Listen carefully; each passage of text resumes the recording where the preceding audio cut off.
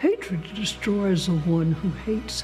The others that you hated go on about their business. Care of us. So the legacy of Medgar Evers is an understanding of our own humanity and of our own responsibility of seeing that in other people. He is written out of history. He's just not included as Malcolm and Martin. To me, it's the 3 M's, and Medgar is right up there at the lead. Everlasting, Life and Legacy of Medgar Evers. Watch now on MPB Passport. Visit mpbonline.org for more.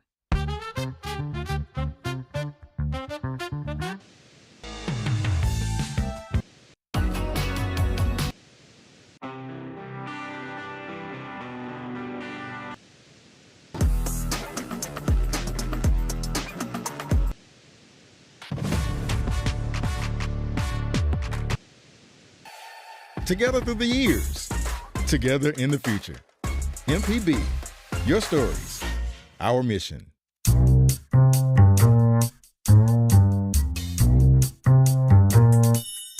Good morning, welcome to Deep South Dining, right here on MPB Think Radio. Malcolm White, Carol Palmer. Good morning, Carol. Merry Christmas, Malcolm. It's starting to look a lot like Christmas. 'Tis the season. It is, and I saw you last evening at the get-together. Joe Sherman and The Lebanese. the Lebanese Breeze hosted a Christmas party. Along with his lovely wife, Mary Pryor, and Chris and Mona Nicholas. They were all so nice. It was a lovely get-together. Of course, we have Joe as our third wheel often here on Deep South Dining. Did you wonder where the kibbe was? There was no kibbe. There was... I think Mary Pryor nixed the Christmas kibbe with the cross. Well, you know, the Nicholases and yeah, but I was expecting the kibbe because of Chris Nicholas and Joe Sherman. We'll have to check with Joe on that. I think we need a special delivery. Indeed we do. Well, Carol, this will be our last show together before the holidays, so we'll wish you a Merry Christmas, and I want to thank you for a package that arrived at my doorstep yesterday. I think it was the Racine Danish Kringles that you're so kind, you and John, to send to me Malcolm, every season. I think I started that tradition years ago because somewhere along the way, you and I had a Kringle together, and it made you so very happy. You sent me three different ones. You sent me a cherry, an almond, and a pecan. Yes. Delicious. And speaking of pecans, our mutual friend Sally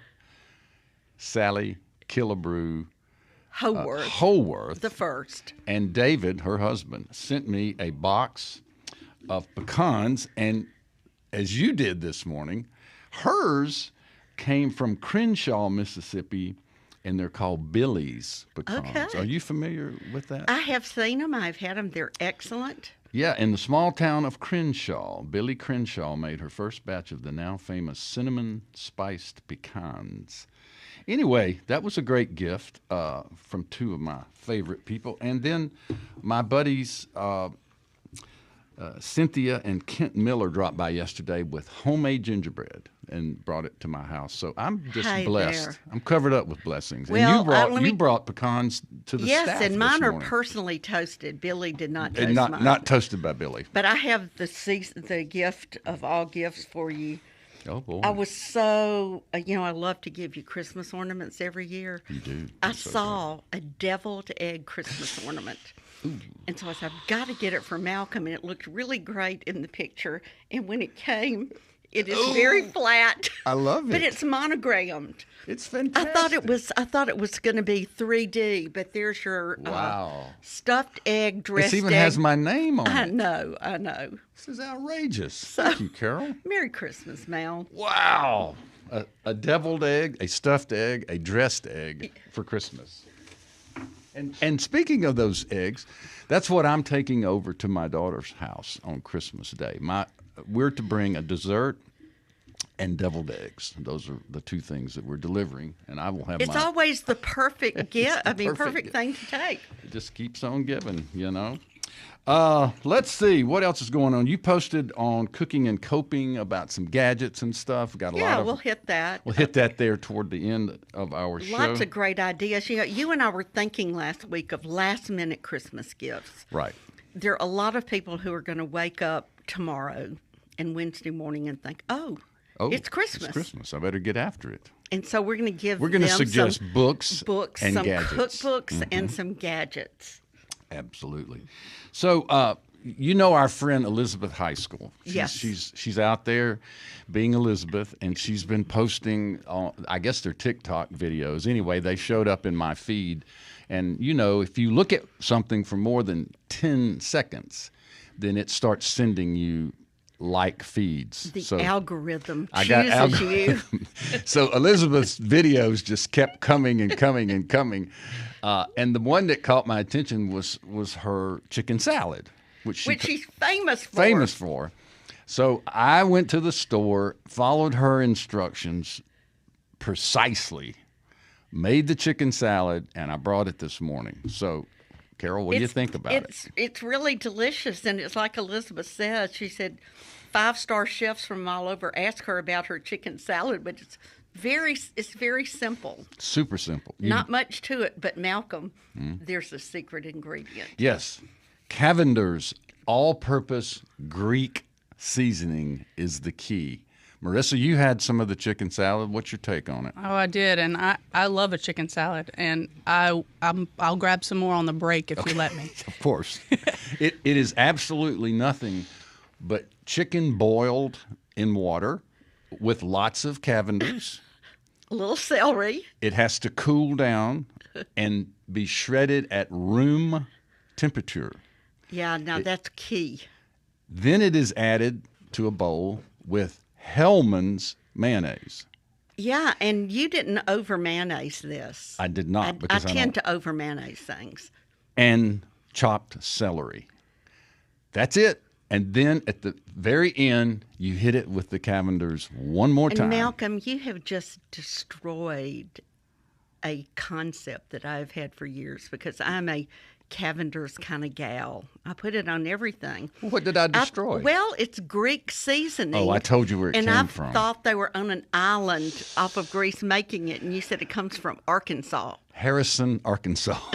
It's an Ozark product. It's a family affair, though. I've never read the small print. Yes, this family started. It's 13 ingredients. 13. Oregano is the star. But Elizabeth claims that this seasoning tenderizes the chicken. Huh. And I mean, I would never argue with Elizabeth. I wouldn't either, but yeah, I mean, I used it. I used it on some redfish last night. I love it's stuff. Just kind of my, Cavenders and Old Bay are my fish. It's a beautiful thing. It's a beautiful thing. So her chicken salad, the star of the show is the Cavenders, and Mano Manischewitz. Don't you know she was busy in the Grove on Saturday with Ole Miss hosting Tulane for the first round of the National Football Championship. Yeah, it was exciting. I bet Elizabeth had 6 or 7 different tailgates to service. She's probably a very busy girl. Well, anyway, in the news, Carol, there is a tradition in New Orleans, a French tradition, a Creole tradition, of supper the night before Christmas. Yes, indeed. And we would call that Réveillon. That's how we say it in New Orleans. Ah, the Réveillon. And this meal is a late night, like after midnight mass. After midnight mass. That's the tradition, the French Catholic tradition, to go to dinner sometimes 1 or 2 o'clock in the morning. And have a 6 to 8 course dinner with drinks and it can be between Christmas Eve and New Year, but of course it's now been popularized. And New Orleans has a list of all the restaurants that serve Réveillon, so it's all throughout the Christmas season, and not just on Christmas and it's Eve. Also like at 5 o'clock in the afternoon. You can get the Réveillon dinner anytime, but you and it's like a prefix meal, right? But we had fun listening to the French pronunciation. Réveillon. Réveillon. I dare not enter the fray. Anyway, it's a great idea and a great tradition. And, you know, people may want to go down to New Orleans. Many restaurants have it. Just go online and look up Réveillon Dinners New Orleans. R-E-V-I-L. No, R-E-V-E-I-L-L-O-N dinners.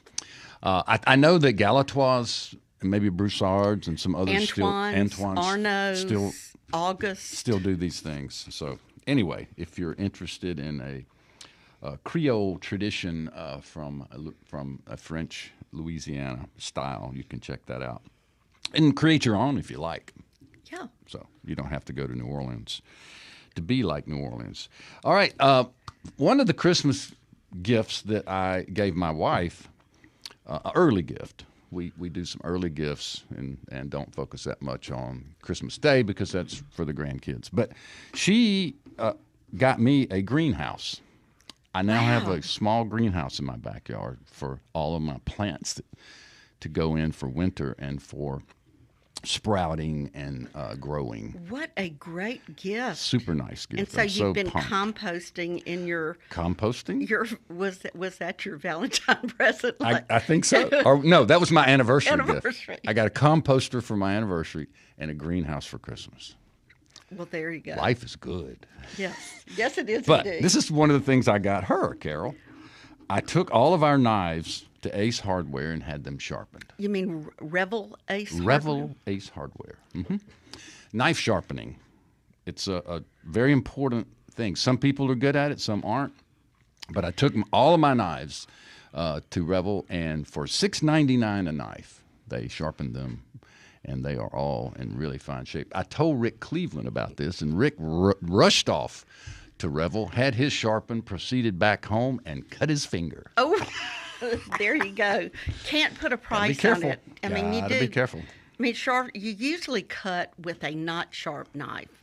Right. I mean, that's how you cut yourself, is using a knife that is dull. But Rick Cleveland, you know, always does what he's not supposed to do. All right, a shout out to our friend Austin Summerall, chef at the White Pillars on the Mississippi, the Golden Gulf Coast. Not only was he their restaurant, both of their restaurants, the White Pillars and the Siren Social Club, both made the Michelin list of recommended restaurants. But there was a piece in Esquire magazine this past week about the Siren Social Club. It is sort of a speakeasy in the back of, it's a part of a hotel. I bet Scott Noggle knows about this. He lives on the coast.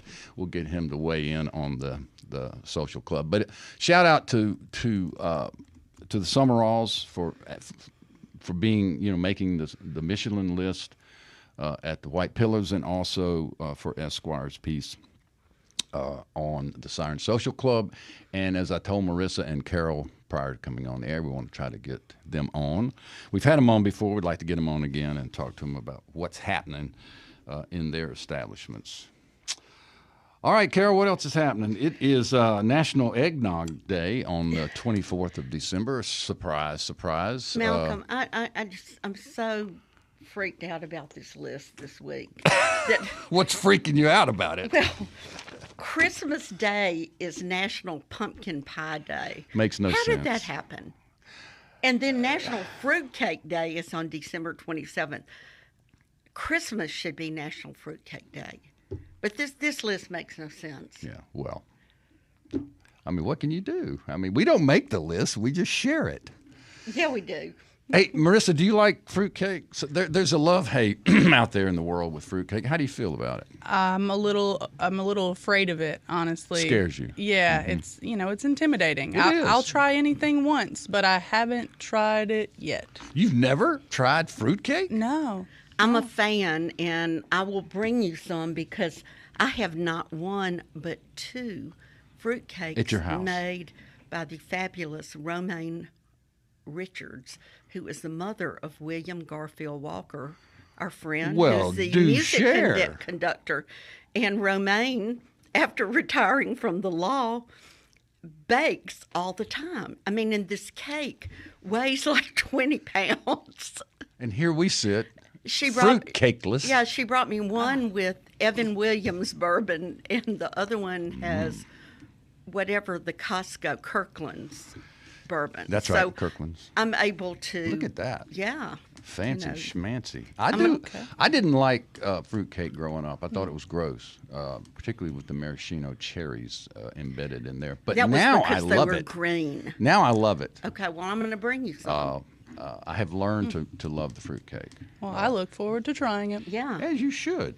My mom used to hide her. She would get a fruitcake tin, and like hide it under her bed or in her closet, and they last a very long time. Just got to keep the cats away. Yeah. All right, here's what's going to happen. We're going to take a break, and when we come back, we're going to talk about books. Books as gifts, books that suit our great book owner, our book club owners fancy, and we're going to talk about books as Christmas gifts. We're going to talk about gadgets and such. But before we go on break, we want to remind you that last week on the show we had Brett Anderson, the New York Times food columnist, and we had a great interview with Brett. We had him on. We had a full 1 hour show with him. But what we salvaged a few pieces of that interview, and we hadn't shared them yet. We're going to share one now. And this is Brent telling the story of hosting his Christmas party in the Marigny down in New Orleans. He calls it a Hamlet Christmas party. So, and after that, we'll come back with some special guests. Our holiday party every year this is sort of food related, so I'm bringing it up. But I think this is the 9th, 10th, or 11th year. But it started when some years ago, a friend of mine from Alabama, Billy Underwood, who's a wine collector, had been in town, and he went to some kind of benefit when he was in New Orleans, and I wasn't in town, but he called me. He said, "Brett, when you get back to town, go to the hotel. I left you something behind the desk." And the thing he'd left me was this 2-year long aged Benton's ham that he bought at some kind of benefit, and I was like, well, thanks. Like, what, we can't eat this ourselves. And so, we had a party with a bunch of people over and to eat the ham. And so every year we bought a 2-year aged Benton's country ham, and we have a Christmas party, and we hire a friend who slices it up, and we get a big brick of cloth-bound cheddar cheese, and Natalie makes some bread, and there's an andouille salad that I always make. It's a tradition now. We have big bowls of satsumas, and we make a punch, and it's great. It's great. We call it Hamlet. And everybody looks forward to it. I think so. Yeah.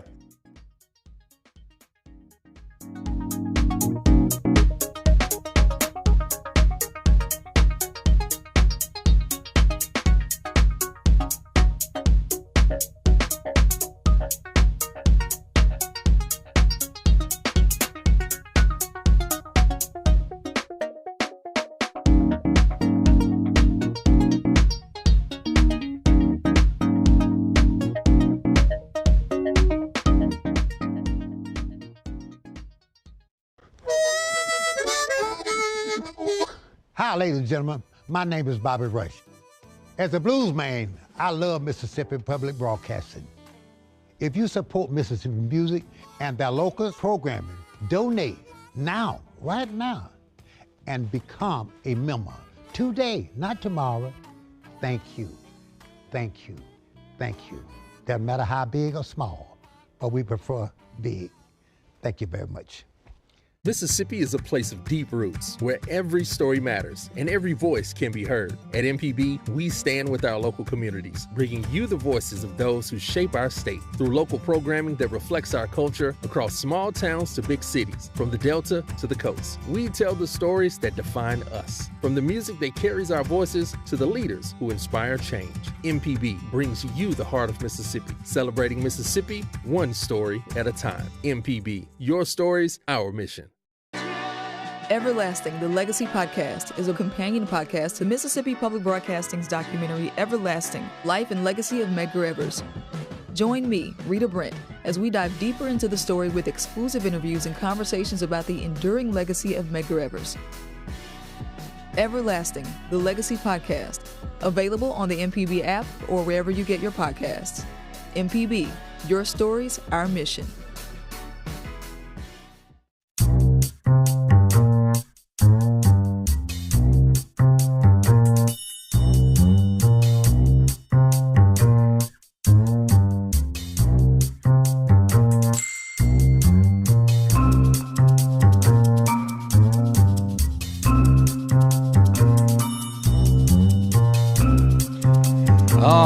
Yes, it's Christmas time, Carol. Are you ready? I'm ready, Mal. Are you ready for Christmas? I'm checking my list. Already? Twice. Yeah? Okay. Well, hey, look. Before we get started, for those of you who've been paying close attention, you may or may not have heard that Deep South Dining is moving to the afternoons starting in January. You can still catch us on Sunday mornings for our rebroadcast at 9 a.m., but we will be live starting on January the 5th. We will be live at 4 p.m. in the evenings on Mondays. Same day, different time, Carol. And don't forget. Now, don't podcast anytime. Anywhere you get your podcast. And, speaking of sort of the new shuffle here at MPB Think Radio, there is a brand new show that will precede our show on Monday afternoons here at 3 p.m. called It's Lit, y'all, hosted by our friend Ellen Daniels she is the executive director of the Mississippi Book Festival. And speaking of the Mississippi Book Festival, we have two great friends here. Emily Liner, who is founder of Friendly City Books in Columbus, and Scott Noggle, co-owner of Pass Christian Books and Cat Island Coffee House in the Pass. And we welcome you both from the Golden Triangle to the Golden Gulf Coast. Welcome, Scott and Emily, to the show. Good morning. Yeah, thank you so much. Yes, indeed. We think giving books for Christmas is the ultimate compliment, and we know both of you have independent bookstores in your communities.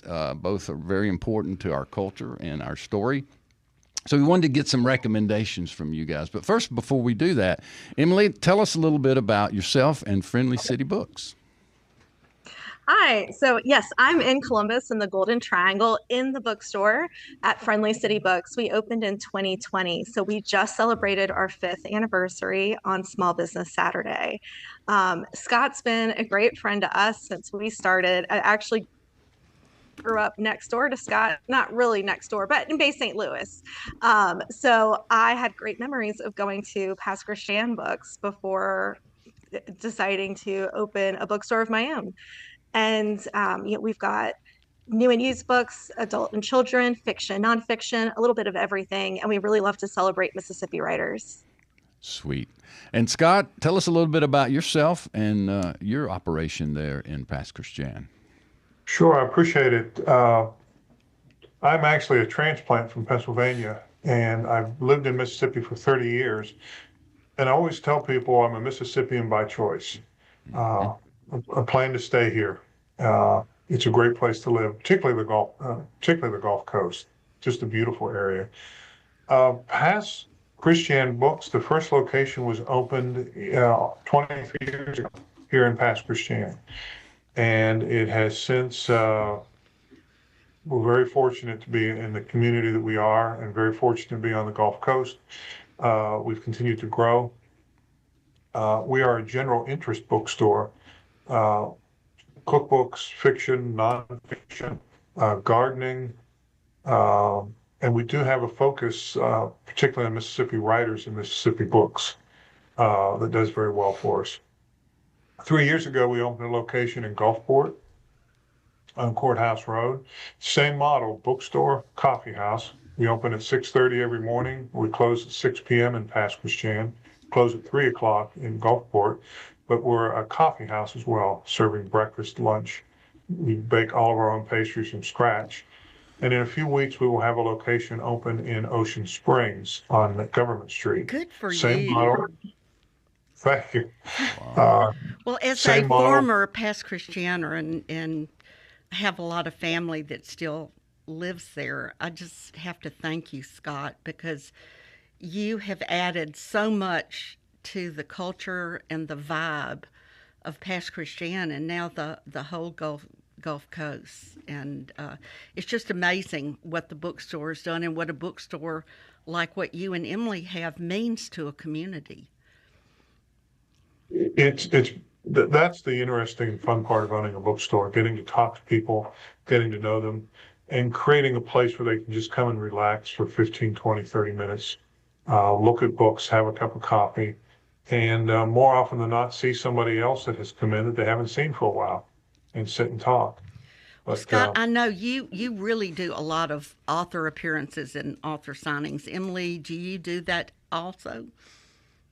We do. And we also started a book festival a couple of years ago here in Columbus, in Northeast Mississippi. So Columbus has two nicknames. I refer to it as the mullet because the business in the front is Friendly City, but the party in the back is Possum Town. So we have adopted Possum Town for a lot of our merch, and we decided to name our book festival after Possum Town, the Possum Town Book Fest. We've started doing that every August. Once the Mississippi Book Festival pushed their date back to September, we thought, you know what, we could have another one. You know, we just want to add to literary culture and reading culture. So we are now every August. Wow. That's great. So let's talk cookbooks. Yeah. Hey, but before we do that, Scott, aren't you chair of the Mississippi Book Fest currently? My 2-year tenure is ending at the end of this month. Okay.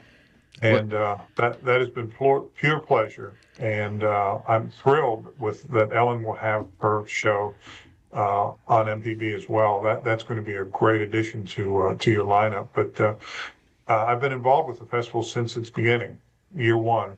And I'm there doing whatever's needed, volunteering, moving chairs, tables, supporting Ellen and the great staff that they've built there. So it's, but in a week, I'll just be a board member again. Okay. Well, thank you for your service. And Emily, thank you for the festival, Possum Town Festival. We got to go, Mal.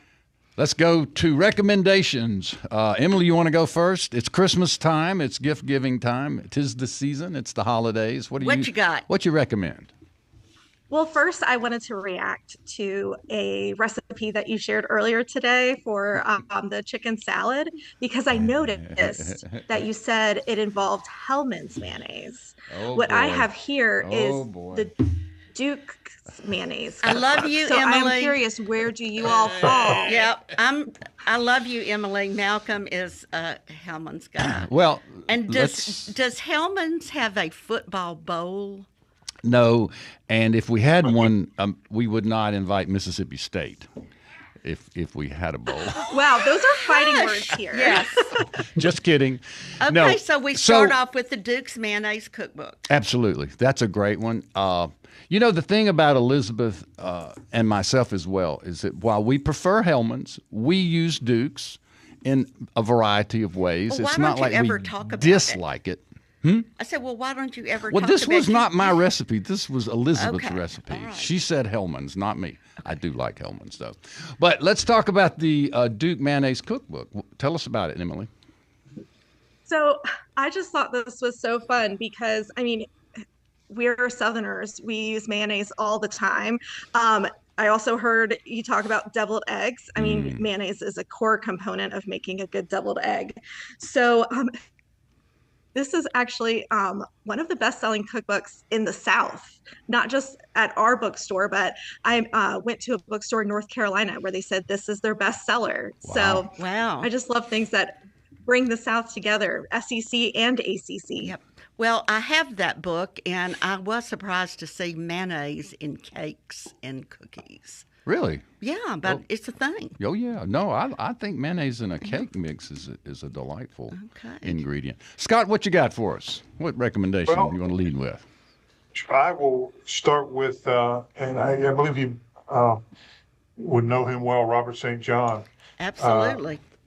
His Mississippi Christmas is a hot seller for us. It's doing very well, as is his Mississippi Mornings that was released last year. But in Mississippi Christmas, what Robert does, of course, it's recipes, that he has vetted, that he has created, that he is passing on. There's also beautiful photography in the book, and there are a lot of Robert's stories interspersed throughout the book. So what I've seen happen over 23 years of owning a bookstore, 23 years ago, a cookbook was spiral bound.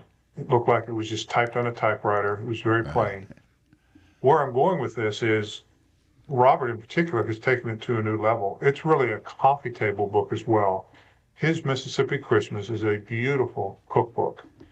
Photographs, full recipes, advice, and Robert's storytelling. How can you beat that? That has been a real strong seller for us the past few weeks. And Emily, I would imagine for you as well. Oh, yeah. We have people calling about it all the time. Yeah. Good. Now, have either of you had Robert come and sign yet? You already have. Yes. Yes. He was down 2 weekends ago, and we had a line out the door. Emily? Yeah. You know, I haven't for this book yet, but we did do when Walter Anderson, when that book came out. It's a big coffee table book. It came out a couple of years ago, and Robert and Anthony Thaxton came up. Great. Well, just remember, Robert will travel. He'll jump in that pickup truck. And off he goes. On a moment's notice. So, Emily, what's next in your stack? Well, I think this fits our theme of great Mississippians writing about food. This is John T. Edge's memoir, House of Smoke, that came out earlier this year. We had him speak here in Columbus at Mississippi University for Women, and it was a fantastic conversation just about what it means to be a Southerner and trying to untangle all those complicated feelings one might have. Great book. Great book. Read. We've both read that. And, of course, John T., another great friend of the show and someone that we... And has made a tremendous impact on food, not just in the South, but all over the country. Right on. With the Southern Foodways Alliance. Absolutely. Okay, Scott, Absolutely. Next. I'll share another cookbook. The title of it is Keep It Simple, Y'all, by Matthew Bounds. And he is a Mississippian as well. And it's a cookbook that, again, great photography, great looking cookbook. And he shares recipes that are simple, either a minimal amount of ingredients or don't take a lot of time or cooking. But it has taken off. It has landed on the New York Times bestseller list when it first came out a few months ago. But sales on that book are still going very, very strong. It's a very popular book, and he is active on social media and has quite a following. So that's my second recommendation. Keep It Simple, Y'all, by Matthew Bounds. Yeah, we had Matthew on right after the Mississippi Book Festival because he was in town, and he was a delightful interview, and it's a great book. I'm glad to hear that it's doing well. Emily, is it doing well for you as well? Oh, yeah. And so, wait, isn't he from the coast? Does he live in Pastor Stan? Gulfport. Gulfport. Okay. Yeah. Okay. Right. Oh, yeah. We've had lots of requests for that one, too. Yeah, he has quite the story of, creating. Great story. As an influencer and a social media guy. Okay, Emily. Yeah, I meet kids in schools when we do outreach who say that they want to be an influencer when they grow up. Can you imagine? No. It's come to that. I hate to hear it, but I'm not surprised. Okay, so Emily, do you have another cookbook for us? Well, you know what? I'm actually going to switch gears from cookbooks to more books that are just about food and culture. So this is a poetry collection called Savor, and we published this last year with a couple of poets who are the editors. One of them, Brennan Breland, is a fellow Mississippian. He grew up in Brookhaven. We went to summer camp together in fifth grade and have stayed in touch ever since then. It was a camp at USM. And he went on to graduate from Ole Miss Law School. He's practicing law, but always loved writing, and approached me about this idea of editing a poetry collection about food. So we had an open call for submissions, and we got submissions from all over the world. And we do have some international writers who are in here. We've got some Mississippi writers who are in here. So it's really cool to see just how people come together around food, no matter where they're from. Absolutely. Now, you say you published it. Did Friendly City publish it? We did. So we have published a few books in our time. We have a children's book. Another poetry collection by Thomas Richardson, who is a local writer here and teaches at the Mississippi School for Math and Science. And then we did this one last year. And then in the future, who knows? Who knows? Scott, do you dabble in publishing in your operation? Not at this point, no. No, it is. I think you have your hands full with multiple bookstores. Well, it takes someone of a higher intelligence like Emily as well to do that. Well, what's in your cookbook stack, Scott? Well, here's one. This is a mouthful, and it was just republished in a beautiful, beautiful format. The title is "Who's Your Mama? Are You Catholic? And Can You Make a Roux?" Love it. Ooh, I love that. And the author is Marcel Bienvenu. And Marcel Bienvenu. She has quite a food career in New Orleans. Yes. This book has been out for some time in its previous format. It was kind of, I hate to call it bland, but it was bland. It had a brown cover, and the recipes were in the book. It was just republished within the past year, and it's an absolutely beautiful cover. Kind of a light pink, and photography has been added. It is a beautiful book. It has all the recipes that someone, particularly in the South or in South Louisiana or in the New Orleans area, would need to have. It's just, it's been a pure pleasure selling this book. Scott, I am so glad that you've talked about this. I actually have the old book from many years ago. I was in the gourmet business, had a gourmet store for many years, and a fan of Marcel's, and this is a great recommendation. So happy for her to have a reprint.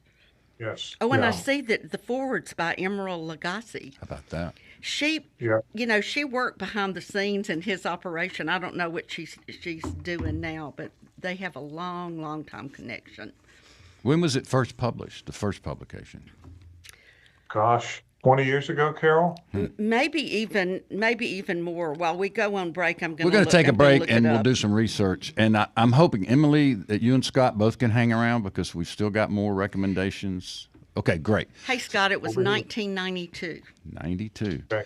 All right, we're going to take a short break, and we'll be back with Emily Liner, founder and operations manager, I will call her, of the Friendly City Books in Columbus, Mississippi. Scott Noggle, co-owner of Pass Christian Books and Cat Island Coffee Shop in the Pass. And we'll take a short break and come back with more of their recommendations. We'll talk more about books and gadgets for Christmas, and we thank you for joining us this morning.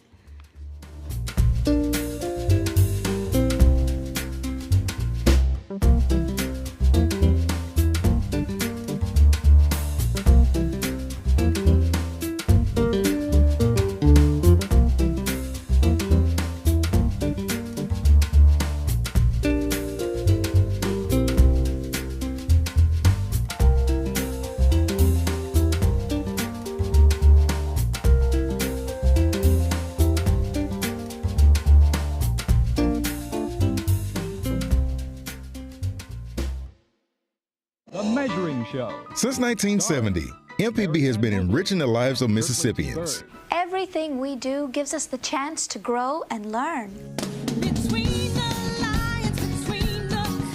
With your support, we are always there whenever and wherever you need us. Together through the years, together in the future. Please consider making a donation at mpbfoundation.org. MPB, your stories, our mission. School choice, rural hospitals, voter access. The 2026 Mississippi Legislature will impact you and your family for years to come. MPB brings you At Issue, a weekly analysis of the legislative session and the issues affecting you with perspectives from both sides of the aisle. Brandon Jones and new At Issue analyst Rebecca Staples join me, Wilson Stribling, every Monday at 5 p.m. only on MPB Think Radio and wherever you get your podcasts. MPB, your stories, our mission. Hi, ladies and gentlemen. My name is Bobby Rush. As a blues man, I love Mississippi Public Broadcasting. If you support Mississippi music and their local programming, donate now, right now, and become a member today, not tomorrow. Thank you. thank you. Thank you. Doesn't matter how big or small, but we prefer big. Thank you very much.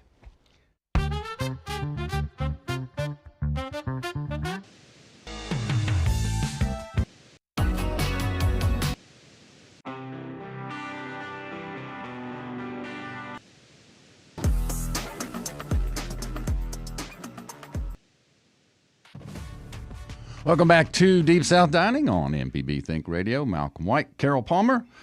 Happy holidays as we approach the season. We want to remind you, if you haven't heard, Deep South Dining is moving. Carol, have you packed your bags yet? Have not. We're moving to the afternoons starting January 5. Our show will be live on Monday afternoons at 4 p.m.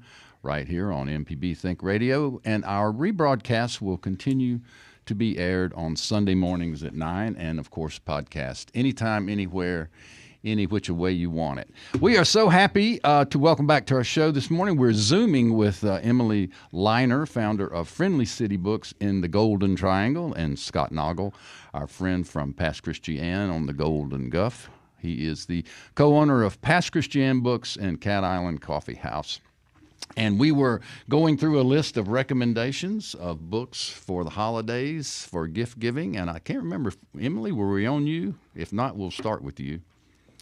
Doesn't matter. We can ping pong back and forth. Well, okay. This is another book that's more about culture, you know what? And it's so big, it doesn't fit in the frame. So I'm just going to do a pan. This is a coffee table book. So this is Local Spirit by Ken Murphy and Rick Dobbs. So this is a little bit of maybe a ringer as a suggestion because Ken Murphy's my uncle. Wow. So I follow in his footsteps.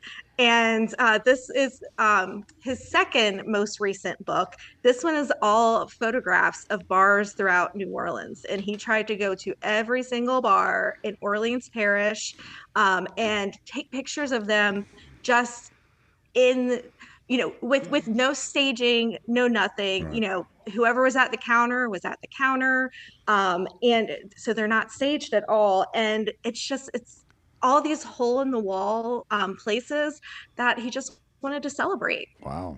Ken's a great Mississippi photographer. He's done a number of books. He did the blues book. He did the Mississippi. He did, I'm thinking Lemuria may have published one that he did. Yep, the Jackson one. The Jackson book. Yep. But Ken's a great friend of mine as well, and quite a character. And this is a great book. Terrific recommendation for those that you love. Ken Murphy, what's it called? Local Spirits, I believe.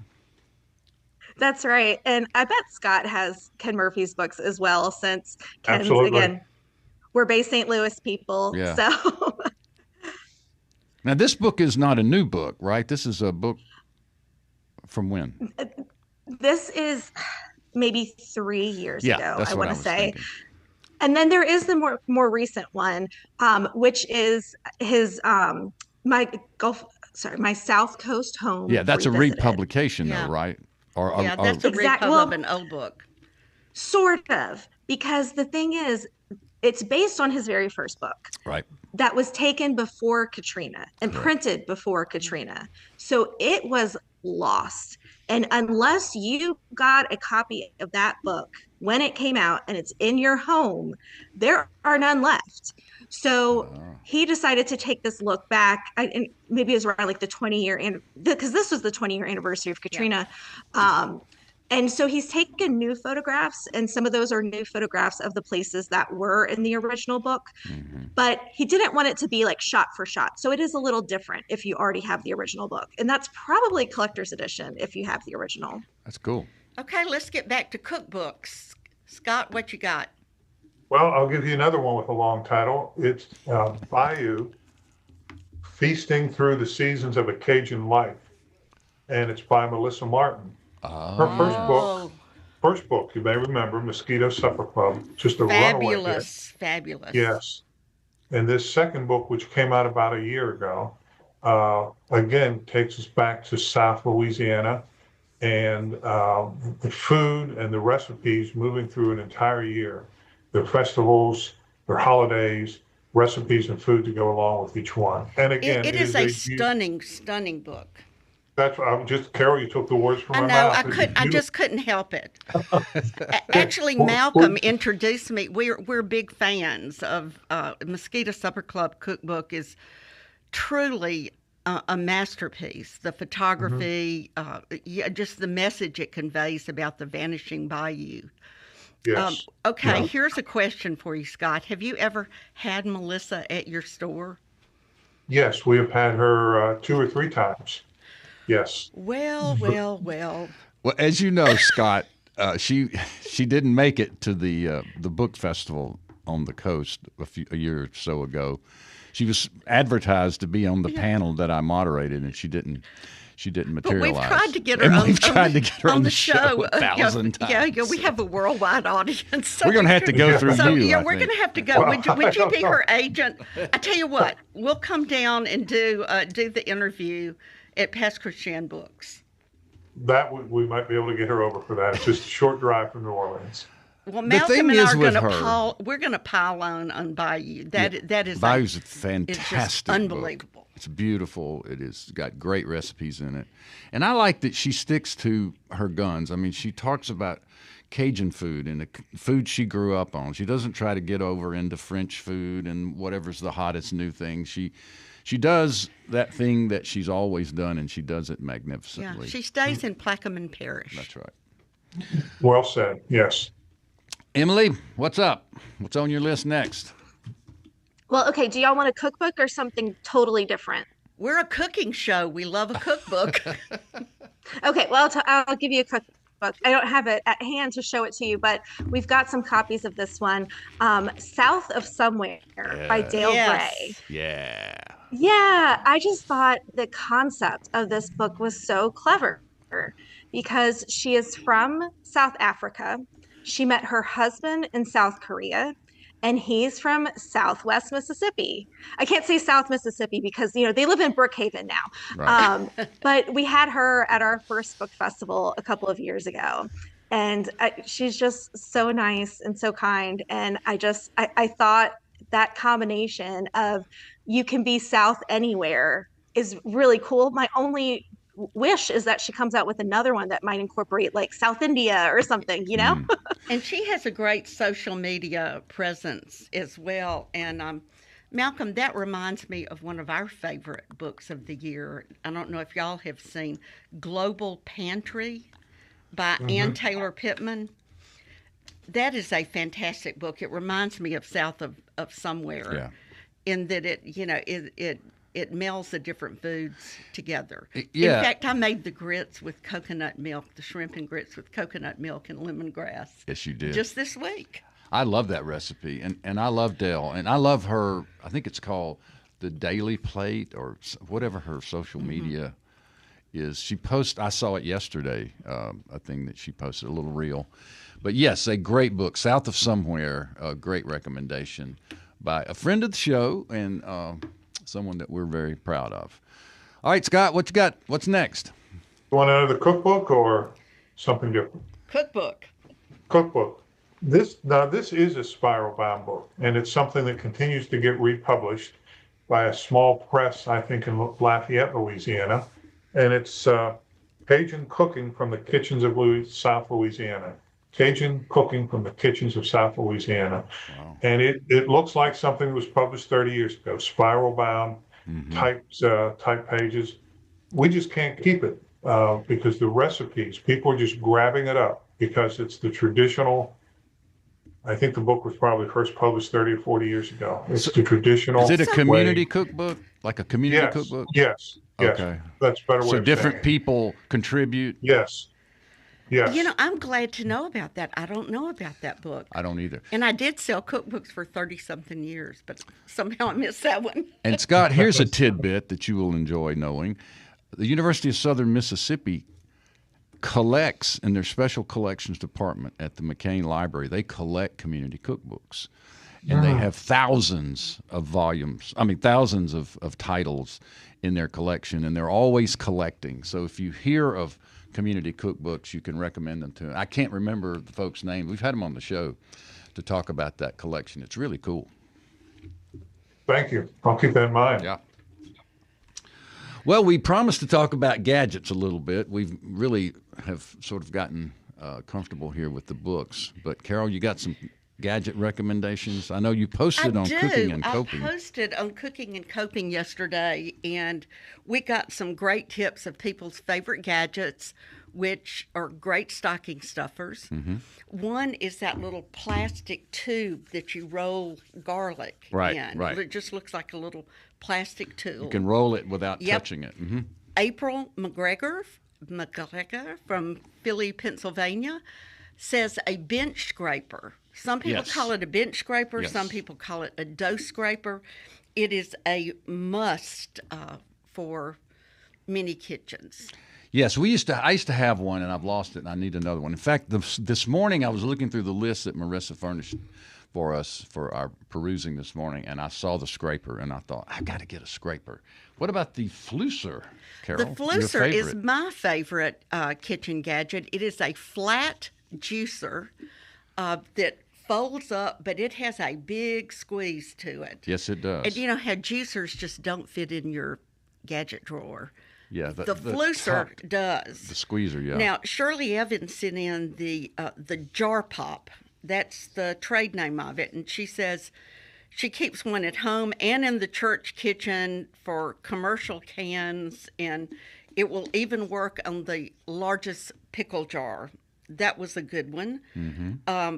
Funnel, scales, and Anita Grossman-Horn, who I believe is out in Colorado now, has these things called pinchers. They're like little silicone. Oh, there they are. Marissa put them for the streamers. And suddenly, here we are. And the show is over. We had too much fun talking about books. Indeed. We really appreciate Emily Liner being here from Friendly City, and for Scott Noggle from Past Christian Books. We really appreciate y'all. Thank you for joining us this morning. Happy holidays to all. Our show is produced by Marissa Vaughn here at Mississippi Public Broadcasting's Think Radio, and it's made possible by generous support from folks like yourself, and we thank you.